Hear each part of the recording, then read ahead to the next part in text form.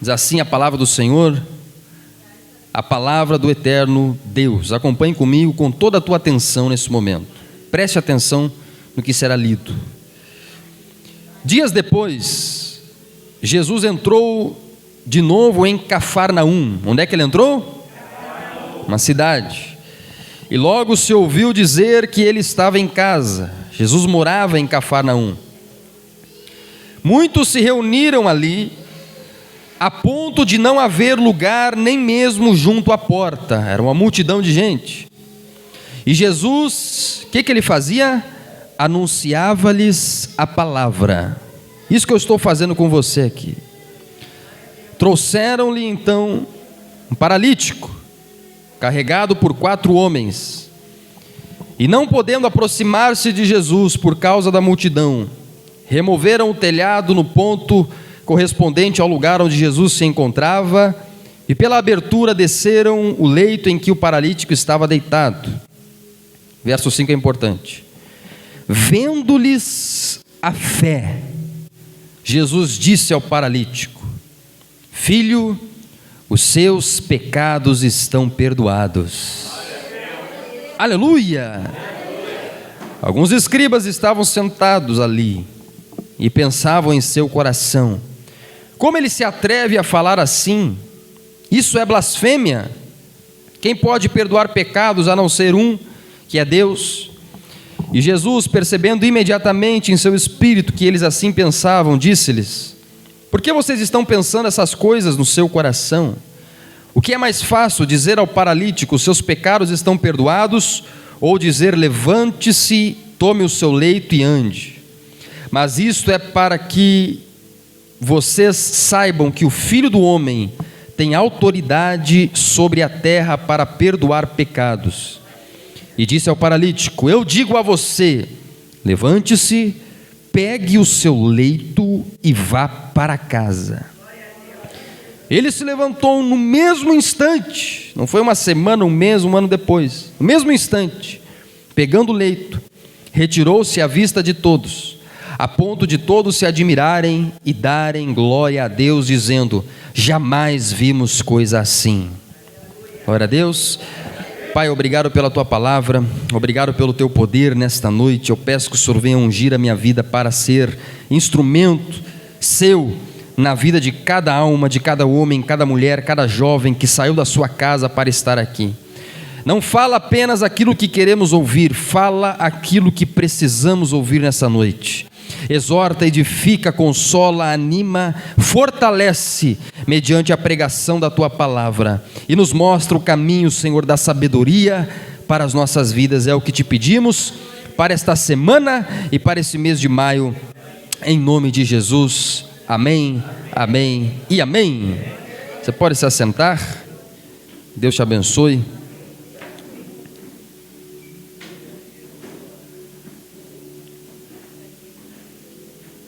Quem quer ouvir a palavra de Deus nessa noite? Mantenha a sua Bíblia aberta nessa passagem, pois nós vamos caminhar por esta passagem e aprender o que ela tem a nos dizer nessa noite, em nome de Jesus. Amém?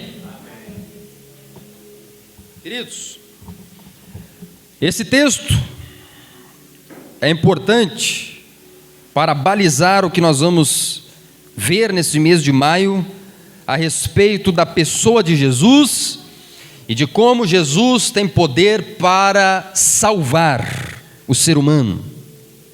E o que esse texto que nós lemos, ele tem a ver conosco? O que esse texto fala para nós hoje, aqui no bairro Itararé, que nos reunimos dos mais variados tipos, dos mais variados estratos da sociedade, das mais variadas idades.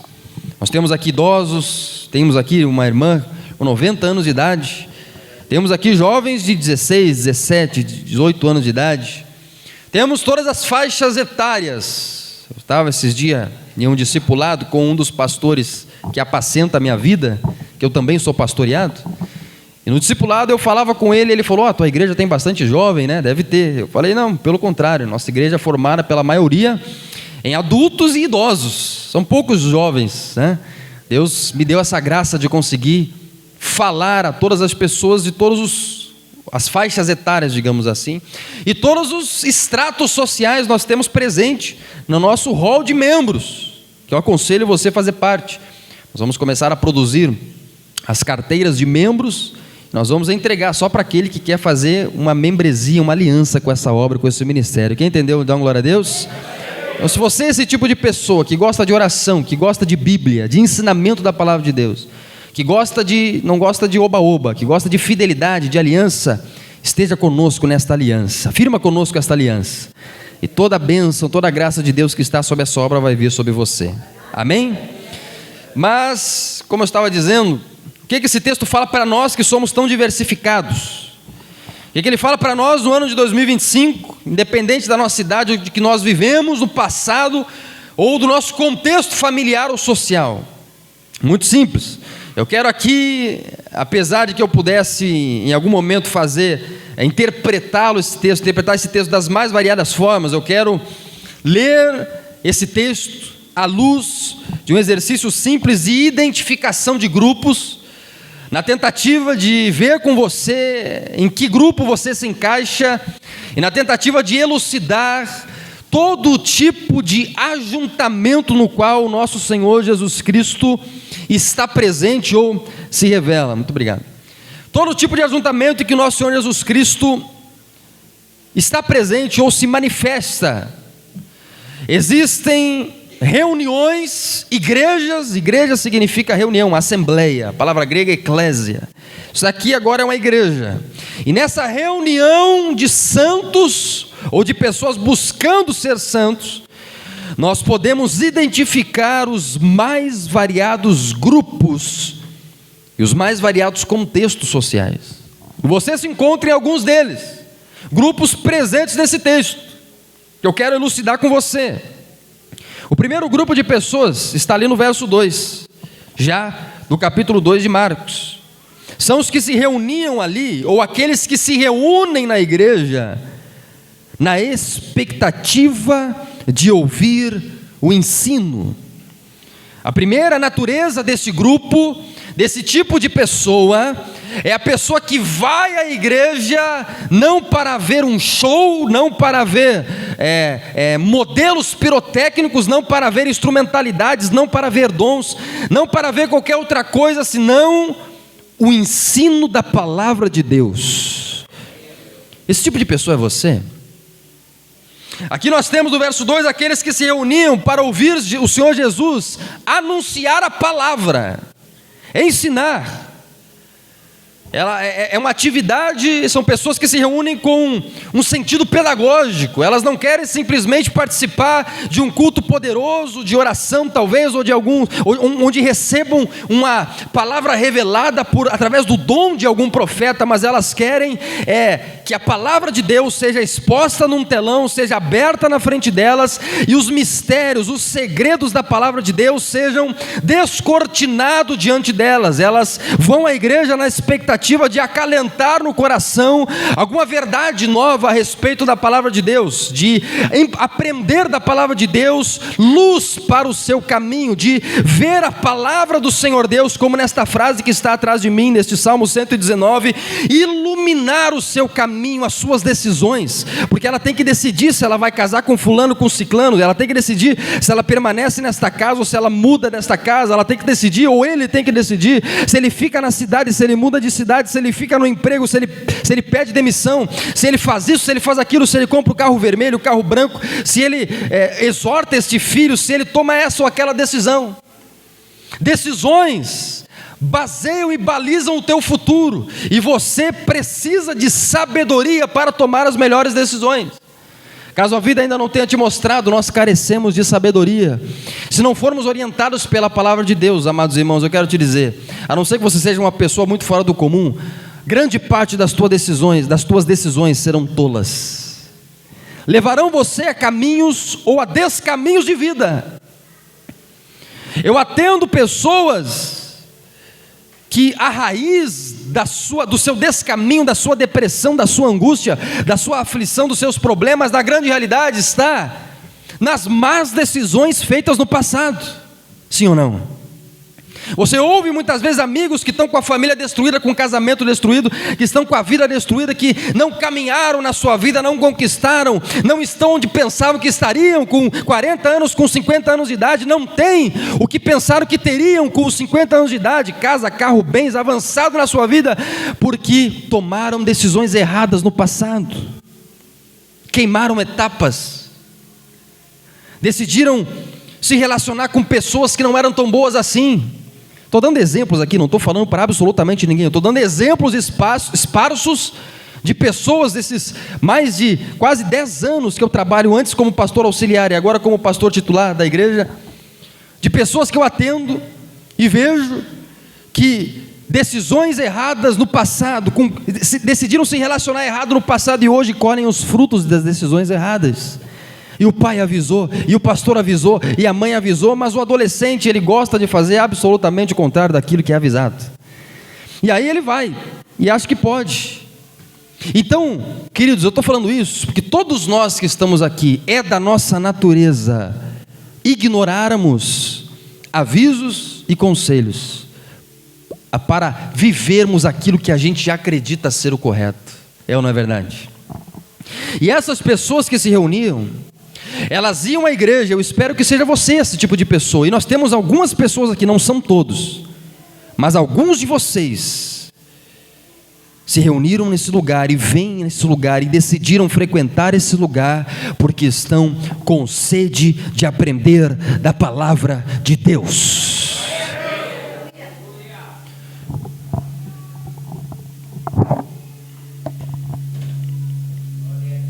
Entrou um espírito aqui na caixa de som. Pessoas que se reúnem para tentar captar alguma palavra de verdade.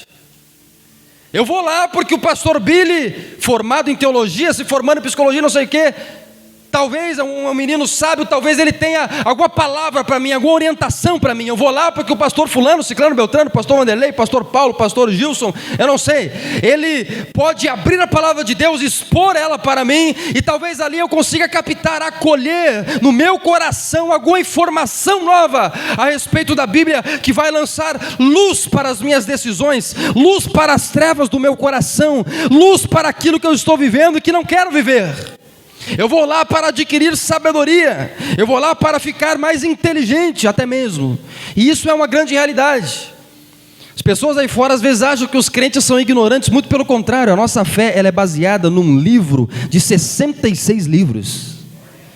O crente tem que gostar de aprender ou de ler, uma das duas coisas. Se não sabe ler, gostar pelo menos de ouvir, porque a nossa fé ela é baseada na leitura e na exposição das Escrituras.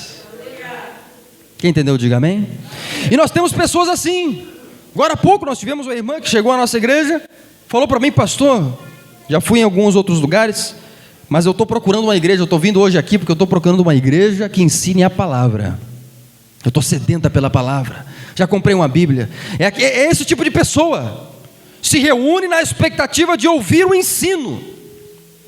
Expectativas pedagógicas, é aquela pessoa que vem, traz o caderno, vai anotando, vai captando, vai levando no coração. Lá na quarta-feira ele relê as anotações, ele lê a Bíblia, ele busca mais. Irmãos aqui me chamam no privado: pastor, o senhor tem um livro para me indicar? O senhor me ajuda na minha leitura bíblica anual? São pessoas que querem aprender da palavra de Deus. Eu quero te dizer, se você chegou nessa noite querendo ouvir uma palavra, querendo aprender da palavra de Deus, o meu Senhor Jesus Cristo vai liberar uma palavra para você.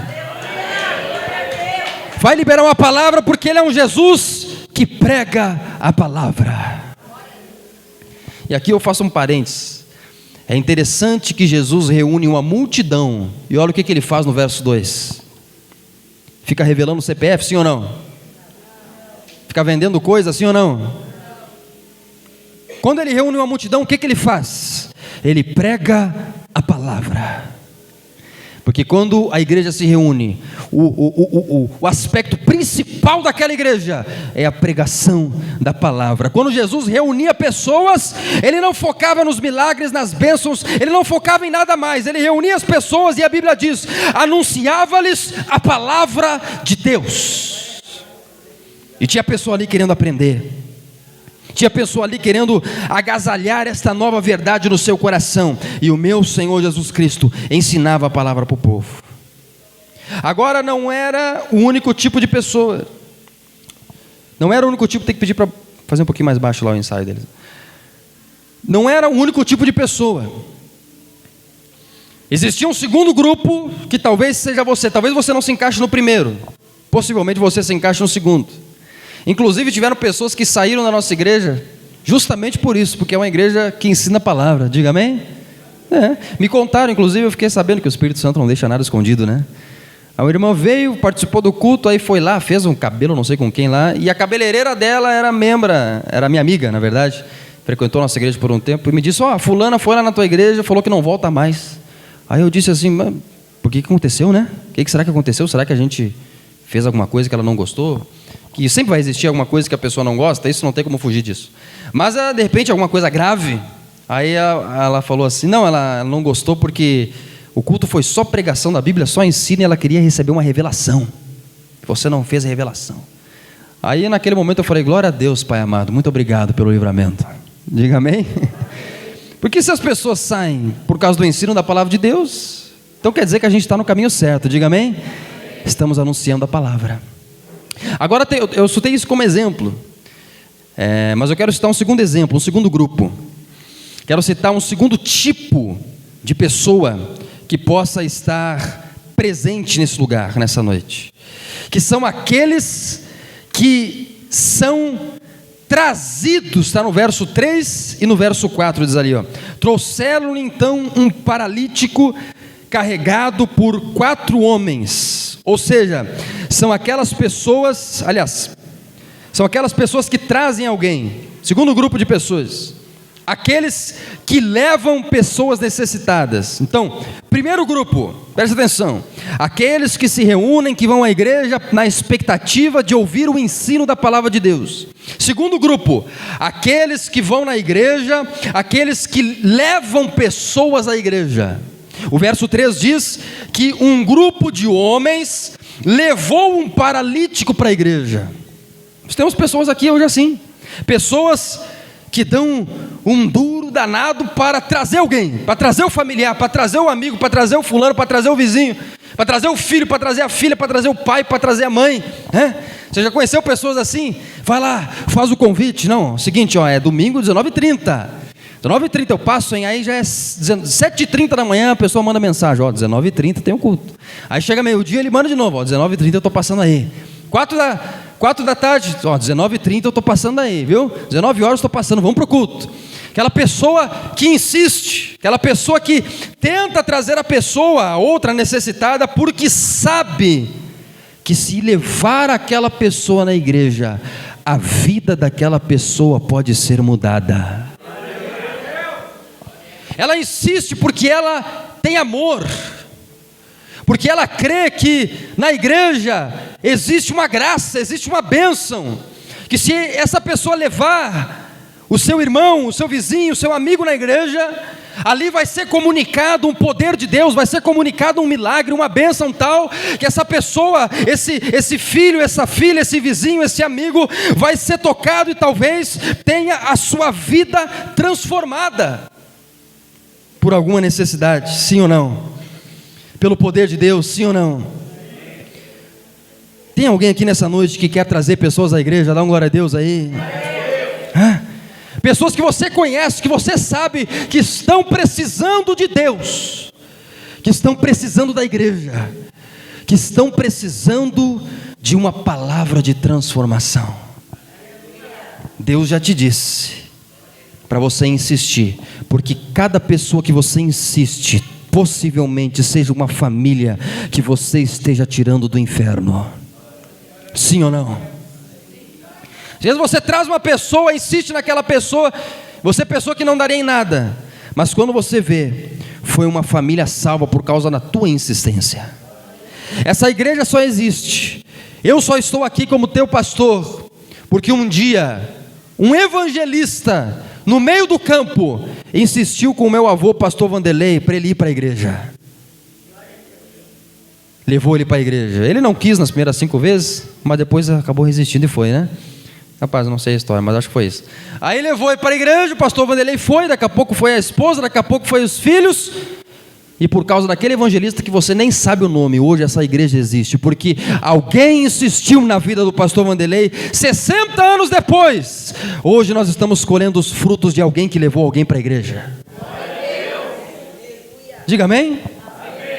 E se esse evangelista tivesse desistido dele, talvez hoje a nossa família não fosse uma família de crentes. Mas porque esse evangelista, o senhor sabe, o senhor lembra o nome dele ou não?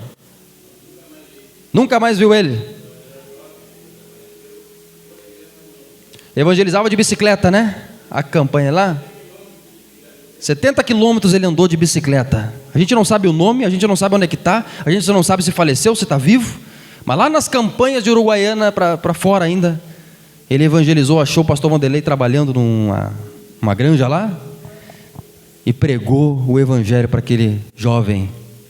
60 anos depois você está aqui sentado,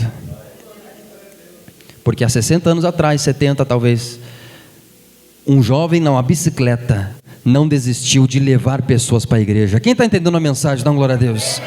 Essa pessoa que você traz para a igreja, essa pessoa que você convida, que não aceita, eu quero te dizer, talvez esta pessoa na sua 4ª geração, os netos dessa pessoa vão agradecer a você lá nos céus, por não ter desistido dele ou dela. Nunca desista de uma vida, porque toda insistência que você faz pode gerar frutos no futuro. Diga amém? Aqueles que trazem são os homens. 4 homens carregaram um amigo deles, paralítico. E aí nós temos já o 3º tipo de pessoa, aqueles que são trazidos, são os paralíticos. São aqueles que recebem, né? Os amigos insistiram, vamos lá, vamos conhecer esse Jesus, vamos lá, vamos naquela casa, ele está lá, ele está em Cafarnaum, vamos ver, de repente ele cura você está paralítico aí há 40 anos, vamos lá, vamos insistir, a gente coloca você na maca, mas tem uma multidão, mas a gente desce você no telhado, a gente dá um jeito, vamos lá na igreja, vamos, que eu tenho certeza que esse Jesus vai te curar. Aí o paralítico, sabe aquela pessoa que de tanto você insistir, ela acaba cedendo, acaba dizendo assim, quer saber, vamos então, eu vou ir a um culto para te parar de me azucrinar, total, estou despedaçado mesmo, estou paralítico mesmo, estou sofrendo mesmo, estou com a minha alma angustiada, estou depressivo mesmo, acho que um culto não vai fazer mal a ninguém, uma oração não vai fazer mal a ninguém, meu casamento está destruído mesmo, minha alma está desfalecendo mesmo, eu estou longe de Deus, estou perdido no pecado, estou perdido no vício, estou perdendo minhas coisas, vamos lá, quero colocar esperança nesse teu Jesus. E os amigos levaram, e esse paralítico aceitou ser levado por aqueles cristãos que guindam pessoas, cristãos guindastes, né? Guindam as pessoas para dentro da igreja. O paralítico foi, e quando ele chega lá, quando ele é levado para aquele lugar, aquilo que paralisava o seu corpo há 40 anos foi curado pelo nome do Senhor Jesus Cristo. Glória a Deus. Esta pessoa que é levada, esta pessoa que é também curada quando cede. Aí nós temos um 3º grupo que é meio complicado. Esse grupo aqui não são simplesmente, aliás, um 4º grupo, não são aqueles que vêm para ouvir um ensino, não são aqueles que levam pessoas, não são aqueles que são levados, mas são aqueles que vêm para a igreja. Esse grupo você não pode estar presente nele, mas não trazem o coração. Verso 6 e verso 7. Os escribas que ali estavam ali com uma presença criticista, com uma presença apenas corporal, física, mas não levaram o coração para dentro da igreja. Por isso que eles não receberam nada, porque eles estavam presentes de corpo, mas estavam ausentes de espírito. Aquele tipo de pessoa que viu Jesus perdoando os pecados do paralítico, o que eles começaram a fazer? Começaram a pensar no seu íntimo ali, verso 7. Como que ele se atreve a falar assim? A criticar o ensino de Jesus, né? Como é que o pastor se atreve a falar isso? Como é que não sei o quê? Eu trouxe essa pessoa aqui. Tem gente que chega a dizer, pastor, hoje o senhor tem que pregar aquela, porque eu trouxe o fulano e ele precisa ouvir. Mas por que, irmão, que eu preciso pregar aquela? Porque o fulano precisa ouvir aquilo. Mas por que o senhor se atreve a fazer isso? Pessoas que vêm, mas não trazem o coração, são pessoas, preste atenção, que voltam para casa sem receber o que estão precisando. Diga, eu não sou essa pessoa. Elas trazem tudo, trazem defesas, trazem represas, trazem bloqueios, trazem traumas, trazem bloqueios intelectuais, bloqueios teológicos para o culto, mas não conseguem ver que ali tem leprosos que precisam ser curados. Se você está no nosso meio nessa noite, querido ou querida irmã que está me ouvindo, eu já estou encerrando a mensagem, e você veio com esse coração, o meu Senhor Jesus quer transformar o teu coração, e fazer você se tornar, talvez, no quinto grupo, aqueles, no verso 12, que se alegram com as ações de Deus. No verso 12 nós temos aqueles que olham o paralítico sendo curado, e louvavam a Deus. São aqueles que fazem o barulho, aqueles que dão glória a Deus, que dão aleluia, que aplaudem, que fazem, que louvam mais forte. Glória a Deus. Tem esse grupo no nosso meio aqui essa noite? São essenciais. Aqueles que louvam a Deus, do verso 12 ali, ó. Jamais vimos coisas assim, entendeu? O culto para eles é sempre o melhor. O culto de domingo foi tremendo, foi avivado, foi maravilhoso. Sempre o culto do dia foi o melhor para eles, porque eles estão empolgados, eles estão com a paixão, eles estão querendo Jesus. Eles são essencialíssimos no culto para tirar o espírito de morte do culto, o espírito de velório, aquele silêncio que paira no ar. Não, eles vêm e eles louvam a Deus, e eles começam a dar glória a Deus. Aquele tipo de pessoa que não quer saber, tem aquele ditado, né? Não quer saber nem quem morreu, ela só quer chorar. Não quer saber nem o que está acontecendo, o que é teologicamente correto. Não, ela só quer receber aquilo que Deus preparou para ela naquela noite. Ele não quer saber se o fulano não está aqui, se o fulano não está ciclando, aquele que está em casa não está gostando, não. Ele vem no culto e ele só tem um coração: louvar a Deus e receber a bênção de Deus para a sua semana. Você é esse tipo de pessoa?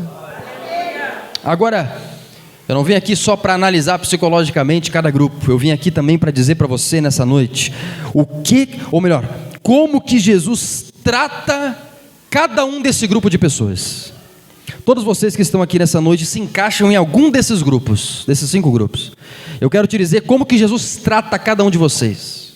Primeiro, para aqueles que se reúnem ou vieram à igreja e vêm para a igreja, a resposta já está no verso 2, e querem ouvir o ensino da palavra de Deus, eles receberão uma palavra, um ensino, uma verdade para orientar as suas vidas.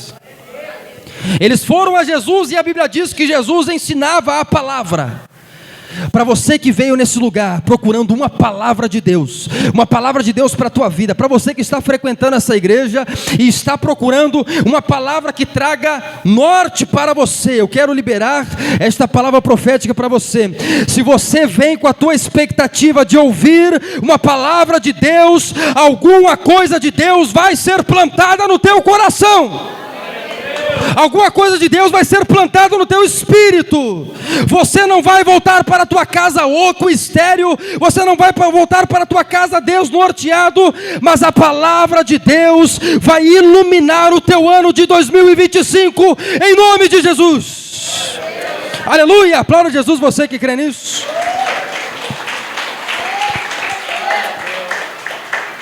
A palavra de Deus vai orientar o teu ano de 2025. A palavra de Deus vai te sustentar nos piores dias da tua vida. Eu falava isso daqui numa sexta-feira para alguns irmãos que estavam reunidos aqui no culto de sexta-feira. Queridos, aquilo que te sustenta nos piores desertos da tua vida é uma palavra. Por que Abraão, eu falava para os irmãos e mostrei e preguei para eles. Por que Abraão superou os piores desafios de ter 100 anos de idade, a sua esposa também, e não conseguirem ter filhos? Porque Abraão tinha uma promessa.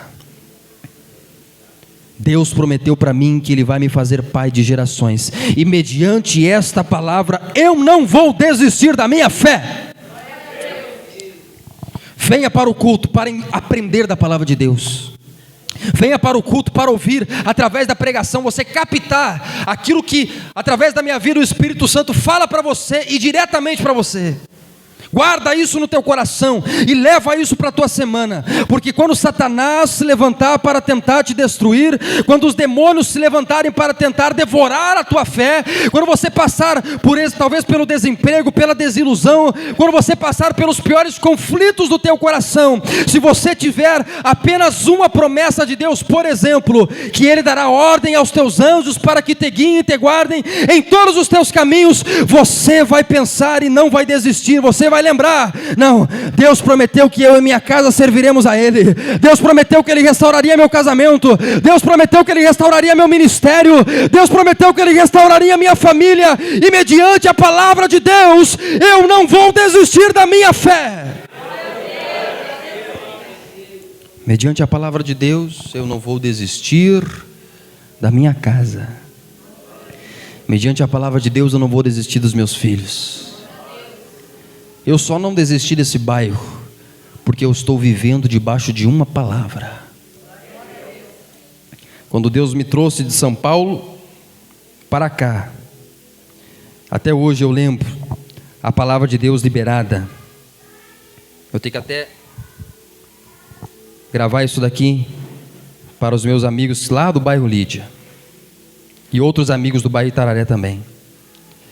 Quando Deus me trouxe de lá, Ele me deu uma palavra: você vai voltar para Santa Maria, você vai voltar para o bairro Itararé, porque aquele bairro está destruído. 2020 isso. E disse para mim: você vai trabalhar por 10 anos para restaurar a glória, a minha glória no bairro Itararé. Você vai trabalhar por 10 anos cravando a bandeira da santidade naquele bairro. Você vai trabalhar por 10 anos até que o bairro seja conhecido como o menos criminoso, o menos marginal, o menos drogado, o menos viciado. Você vai trabalhar por 10 anos porque eu tenho homens e mulheres meus que agora estão caídos na sarjeta. Você vai trabalhar por 10 anos porque eu tenho filhos e filhas escolhidos meus, que desistiram da igreja, que desistiram de tudo, e eu preciso restaurar a família dessas pessoas. Deus já estava olhando para o ano de 2025 e vendo você nesse lugar. Aleluia! Uma palavra.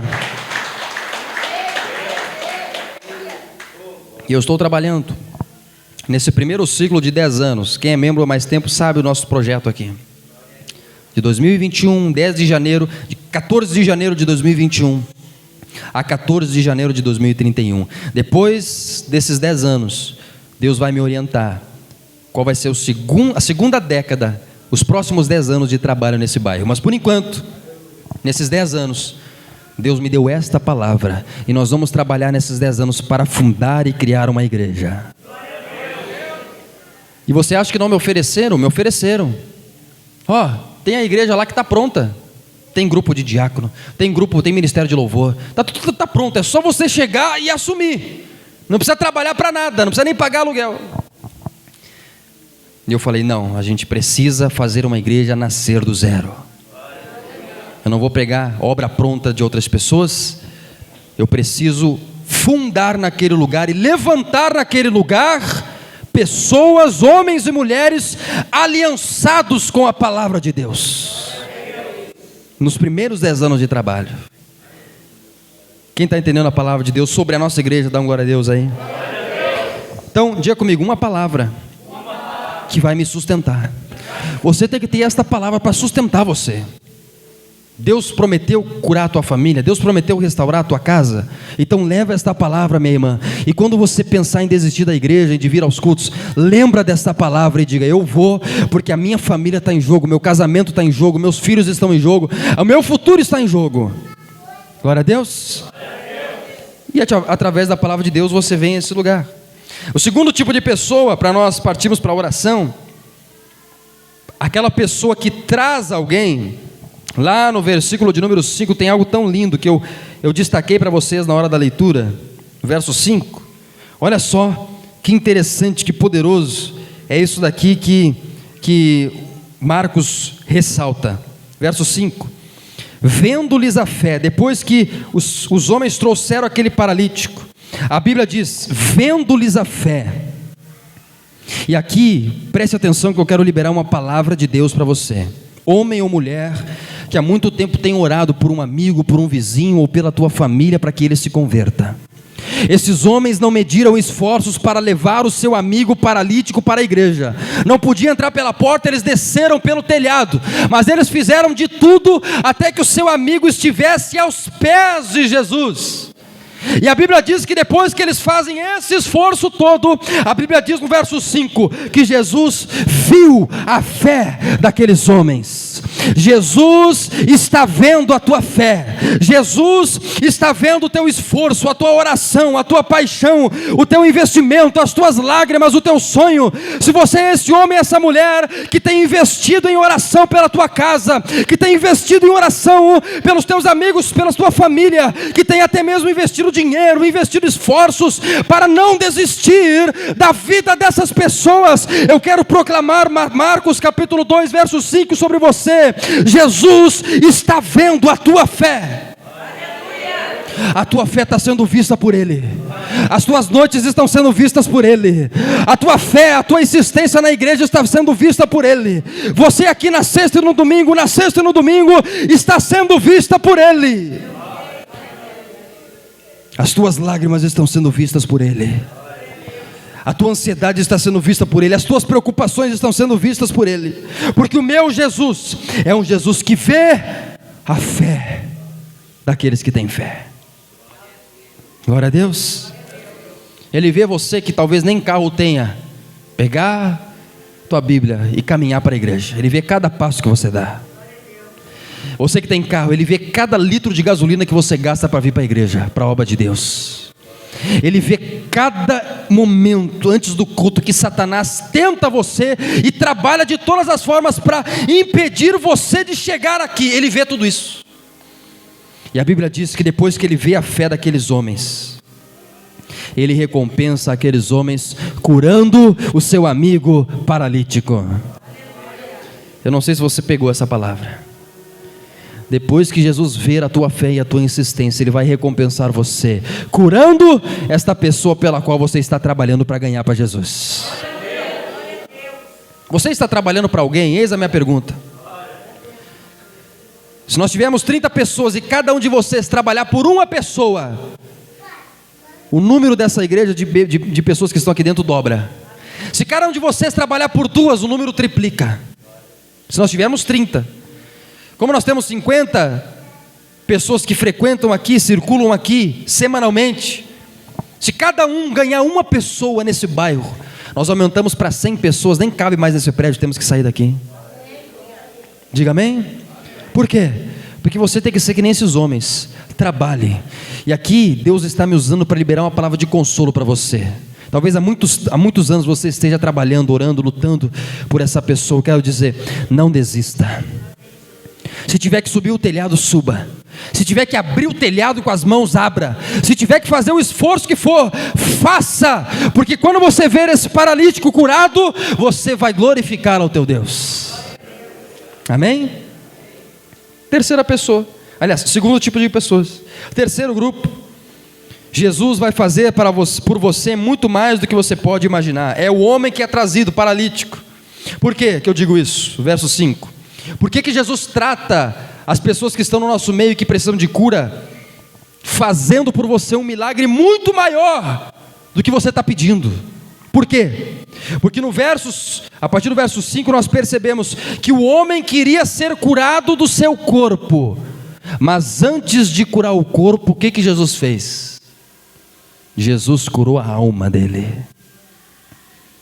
Jesus diz para ele: filho, perdoados estão os teus pecados. Jesus percebe algo que eu falava na sexta-feira aqui, que possivelmente aquele homem estava paralítico não por um acidente qualquer, mas porque ele carregava o pior sentimento que o ser humano pode carregar no seu interior. O pior sentimento, o sentimento que te paralisa, o sentimento que te bloqueia, o sentimento que acaba com tuas forças, chamado sentimento de culpa. A culpa é aquilo que te bloqueia, que te paralisa, que impede você de viver os propósitos de Deus na tua vida. A culpa do passado, a culpa do que você fez, talvez se sentir culpado por esse alguém, se sentir culpado por esse acontecimento, faz com que você não consiga prosperar. O sentimento de culpa é a pior coisa que um ser humano pode viver. E eu quero te dizer, quando você está aos pés do Senhor Jesus Cristo, Ele acaba no teu interior com todo o sentimento de culpa que você talvez ainda carregue. Filho, perdoados estão os teus pecados. Eu não sei o que você cometeu no teu passado, eu não sei o que você cometeu hoje, eu não sei o que você cometeu essa semana, mas eu quero te dizer, se você se humilhar diante de Deus nessa noite, Deus tem perdão para você. Você poderá voltar para sua casa perdoado. Diga amém. A causa da dor era a culpa. Jesus perdoa ele na sua alma e depois cura o seu corpo. Jesus dá uma cura completa. Jesus só não faz ele sair com a bênção fora. Tem gente que vem aqui querendo só a bênção material, está com os olhos na cura física. Pastor, eu estou vindo para conseguir um carro próprio, um carro novo, para conseguir uma casa própria, para conseguir... Está vindo com os olhos numa bênção pequena, perto daquilo que Deus tem para te entregar. Você quer só a cura do teu corpo, mas Deus tem perdão. Você quer só, talvez, adquirir esse bem, mas Deus tem restauração financeira para você. Você que talvez quer só ganhar o teu filho, mas Deus quer ganhar a tua casa. Para Ele. Deus sempre tem muito mais do que aquilo que você está pedindo para você. A palavra de Deus diz em Efésios capítulo 3, verso 18, que o nosso Deus é poderoso para fazer infinitamente mais do que tudo aquilo que pedimos ou pensamos. Tudo que você está pedindo ou está pensando nesse momento, o meu Jesus é poderoso para fazer infinitamente mais. Glória a Deus. Eu pedi para Jesus uma pequena igreja com alguns irmãos sinceros, e Deus está fazendo nessa obra infinitamente mais. Ele me deu você. Ele está fazendo nessa obra infinitamente mais. Nós pedimos aqui um pequeno prédio aqui acima, nessa mesma rua, prédiozinho 3x4, e Ele nos trouxe para esse lugar, porque o nosso Deus consegue fazer infinitamente mais. Nós estamos orando talvez por algum propósito nesse ano de 2025, mas Deus vai fazer muito mais, porque Ele pode fazer infinitamente mais do que pedimos ou pensamos, por meio do seu poder que opera em nós. Quem quer receber infinitamente mais de Deus aí? O quarto grupo, eu não vou nem perder muito tempo, porque inclusive meu horário já está esgotado. Nem vou perder tempo falando deles. Eles ficaram perturbados e Jesus faz isso com eles. Jesus perturba todos aqueles que vêm com os olhos da crítica. Ele perturba. É por isso que o profeta, ele perturba o coração. Ele te deixa inquieto, ele te deixa, meu Deus, ele deixa um peso no teu coração em primeiro lugar. Jesus perturba eles. Eles ficam, meu Deus, que blasfêmia. Como é que ele pode perdoar pecados, isso e aquilo? E voltam para casa incrédulos. Todavia, eu sei que não tem pessoas aqui nessa noite desse lugar. Eu sei que tem pessoas, muito provavelmente, no grupo 5. Eu quero te dizer, para aqueles que vieram aqui com motivos para louvar a Deus, Deus vai te dar motivos de sobra para saltar de alegria no ano de 2025. Porque Ele vai fazer muito mais do que você está esperando. Não é para todo mundo. É somente para aquele que crê. Eu estaria errado e seria mentiroso se eu falasse que todos vocês aqui vão viver o sobrenatural e a vitória e não sei o que. Não, isso aí é promessa para... Não é para todo mundo. Muito pelo contrário, é para poucos. Para aqueles que querem fazer aliança. Para aqueles que querem aprender da palavra. Para aqueles que são fiéis. Esses Deus abençoa. O Salmo 91 não é para todo mundo. A Bíblia diz que o Salmo 91, as promessas do Salmo 91... é só para aquele que habita no esconderijo do Altíssimo. Não é para qualquer fulano da esquina aí. Leia o Salmo atentamente. Mal nenhum te sucederá, praga nenhuma chegará na tua tenda, dará ordem aos seus anjos para que te guiem e te guardem, e você me clamará e eu responderei, e vitória, e te cobrirá com suas penas, debaixo das suas asas estará seguro. E aí o camarada lá, perdido nos vícios, com a vida toda arrebentada, não querendo saber de Deus, achando que eu vou viver isso daqui, isso aqui é para mim. Aí deixa, quem lembra os antigos, né? Deixa a Bíblia aberta lá na estante lá, no Salmo 91, dentro de casa, para espantar os males, né? Uma superstição, como se fosse... Não que seja errado fazer isso, você pode deixar a tua Bíblia aberta, é até bom que você faça isso. O que eu estou dizendo é o seguinte: esse salmo, ele não se aplica para qualquer pessoa que vive a vida de qualquer jeito.